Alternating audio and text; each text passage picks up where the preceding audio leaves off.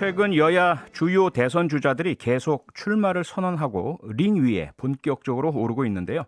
오늘은 여권 대선 후보 중에 한 명이죠. 추미애 전 법무부 장관을 만나보겠습니다. 네, 장관님 안녕하십니까? 네, 안녕하세요. 네, 짧고 굵게 우리 청취자 여러분께 대선 출마를 결심한 이유, 출사표 명확하게 좀 밝혀주시죠. 네, 돈, 땅, 권력, 이념 그런 거보다 네. 사람이 높은 세상이 돼야 되는 거죠. 네. 사람을 높이는 그런 나라를 만들겠습니다 하는 것이 네. 저의 출사표 제목입니다. 네, 사람을 높이는 나라를 만들겠다. 네, 네. 우선 그 뜻이 또 출사표가 현실이 되려면 당내 경선을 통과하셔야 되는데요. 현재까지는 이재명 경기도지사가 여론조사에서 계속 우위를 달리고 있습니다. 네. 이재명 지사와의 차별점이라고 할까요? 추미애 후보만의 강점 내세워 주시죠. 제가 그 사람이 높은 세상, 사람을 높이는 나라를 정공법, 정의, 공정, 법치로 만들겠다라고 이렇게 말씀드렸더니 네. 추미애 나와라 추미애 외쳤던 분들이 예. 지지한다 추미애라는 문자를 보내주셨어요. 아, 예. 네, 다른 후보 같으면 말이 너무 앞선다 그러는데 네. 추미애가 하는 말은 진정성이 묻어난다. 아하. 그렇게 말씀을 하시더라고요. 네. 바로 그것이 저의 강점이 아닐까 생각합니다. 네, 진정성이 가장 큰 강점이다. 네. 네. 그리고 경쟁자인 이재명 지사는 지금 가장 우리 국민 여러분께서 기억하시는 것이 기본소득입니다. 네. 그리고 물론 추미애 후보께서도 지금 정의와 법치를 공정과 법치를 내세우셨지만 윤석열 네. 전 총장 야권의 유력 대선 네. 주자도 공정과 법치를 바로 세우겠다. 이걸 가장 네. 앞서서 내세우고 있습니다. 네. 그러면 추미애 후보께서는 과연 어떠한 어젠다를 가장 앞에 내세우고 싶으십니까? 공정과 법치가 그냥 수식어가 아니고요. 뭐 네. 전두환 씨도 정의를 내세웠죠. 그렇죠. 그리고 윤석열 전 총장의 공정과 정의, 자유는 뭐 검찰 권력을 이용한 거니까 뭐 민생에 와닿는 진짜 공정 법치라고 이해받지는 못하죠. 아하. 저는 근본적으로 네. 이 불로소득에 기대는 이 불공정, 우리 사회의 양극화, 불평등이 심화되는 건 근본적으로 불로소득에 기대는 토지 특권, 독점 뭐 이런 것에 있다고 봐요. 네. 그래서 여기에 대한 지대 개혁을 말씀드리고 싶고요. 지대 개혁이요. 네네. 그렇습니다. 네. 그러니까 불로소득의 기대는 지대 네. 개혁 시스템을 혁파하겠다. 아하. 그리고 서열주의의 기대는 네. 교육을 혁신하겠다. 이 두 아하. 가지를 먼저 말씀드리고 싶습니다. 네. 부동산 불로소득을 없애고 서열주의 교육을 혁신하겠다. 네. 예, 이것이 가장 앞세우는 어젠다라고 말씀 주셨는데요. 네. 추미애 전 장관님 곧 대담집을 내실 예정이라는 보도가 계속 나오고 있습니다. 네.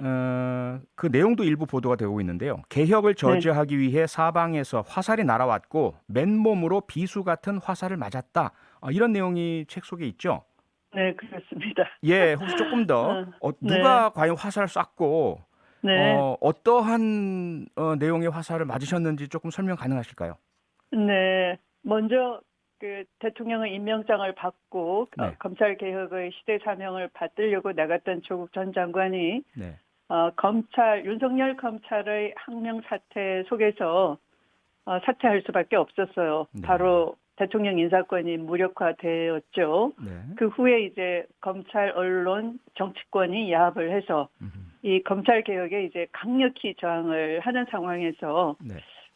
사실은 뭐 정치인 누구나 검찰을 적으로 돌려놓고 또 언론도 적으로 돌려놓고 정치를 할 수 있겠느냐 하는 공포감, 두려움 이런 게 있었던지 네. 민주당도 좀 주춤거리지 않았나 하는 거죠. 예. 이제 그런 가운데 화살바지가 되면서 개혁을 진두지휘를 할 수밖에 없었다 이런 말씀을 드렸죠. 네, 네. 네. 자, 본격적인 질문 두 번째 드리겠습니다. 오늘 어찌 보면 추미애 전 장관님과 가장 대척점에 있는 분, 지금도 여러 차례 언급을 하셨는데요.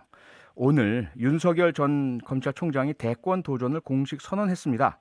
네. 법무부 장관 시절에도 윤 전 총장과 여러 그러한 그 관계가 있으셨고 갈등도 많이 알려졌는데 오늘 네. 출마 선언과 내용 개인적으로 솔직하게 어떻게 평가하십니까?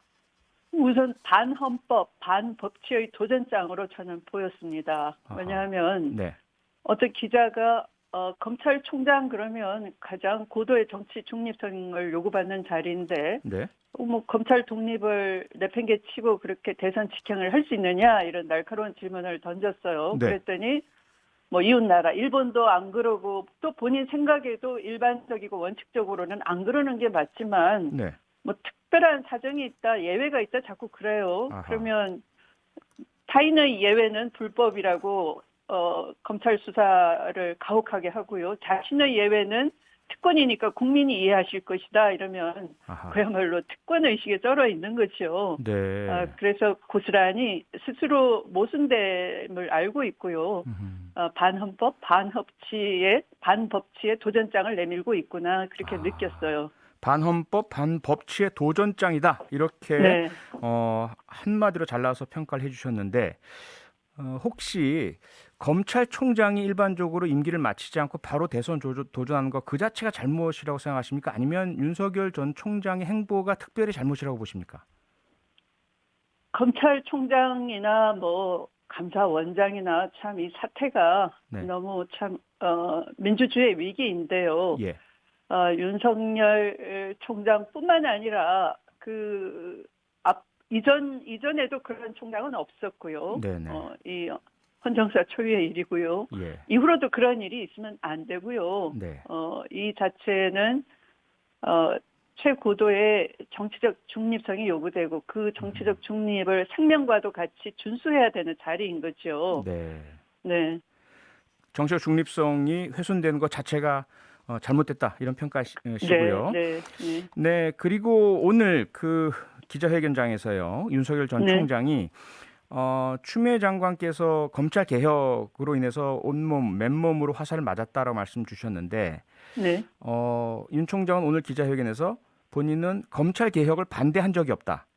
네. 강자들의 방탄을 만들기 위한 개혁을 해선 안 된다고 생각한다. 이렇게 이야기를 했습니다. 이에 대해서는 어떻게 생각하십니까?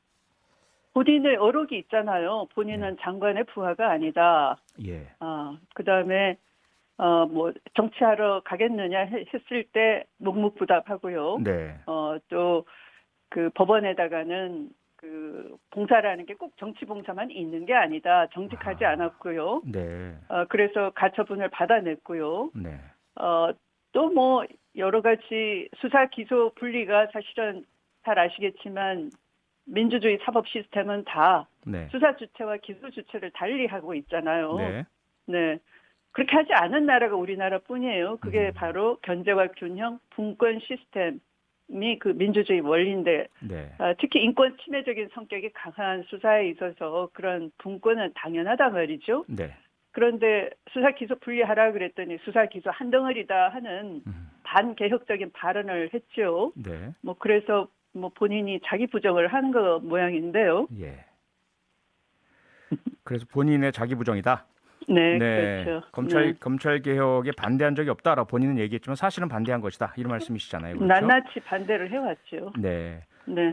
지금 장관님 인터뷰를 들으시면서 많은 분이 문자로 질문을 보내주고 계십니다. 그 중에요. 민희로 네. 박성근님께서 네. 추미애 후보가 윤석열 전 총장을 대권 후보로 만들었다고 생각하는데 어떻게 생각하시나요?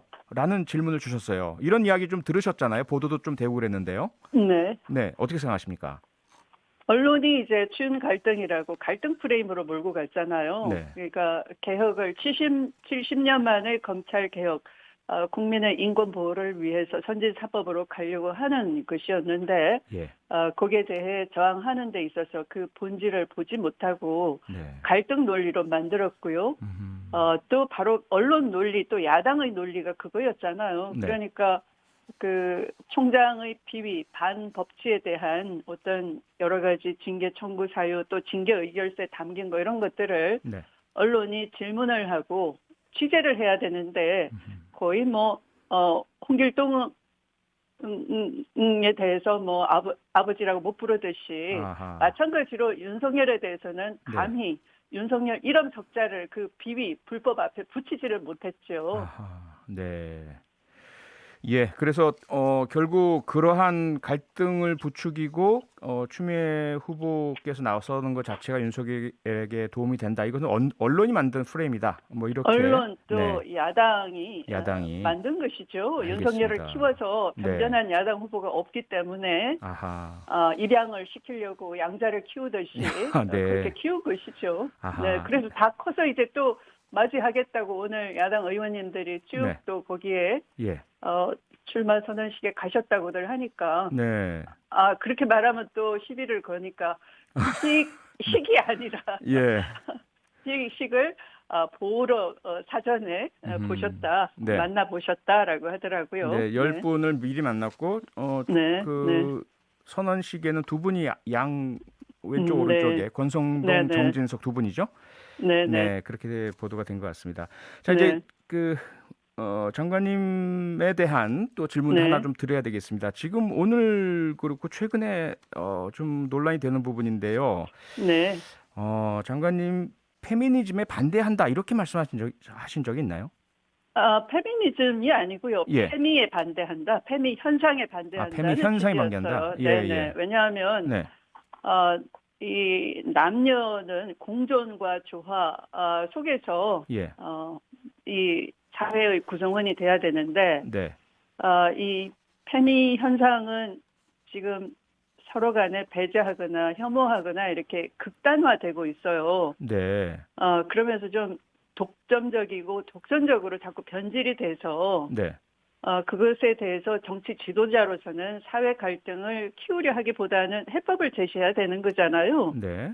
그리고 원래 페미니즘이라는 건 제가 이해하기로는 포용적인 가치 태도예요. 상호 공존하자 하는 것이죠. 그 네. 바탕에는 상대방에 대한 역지사지의 심정, 배려, 인권, 생명에 대한 존중 이런 가치가 그 안에 녹여 있는 것인데 네. 이게 이제 너무 우리 사회가 저는 이렇게 생각해요. 이 피자 한 판의 비유를 하자면 네. 피자 절반이라도 주면서 이 안에서 공정하게 나누세요 하면 좋은데 네.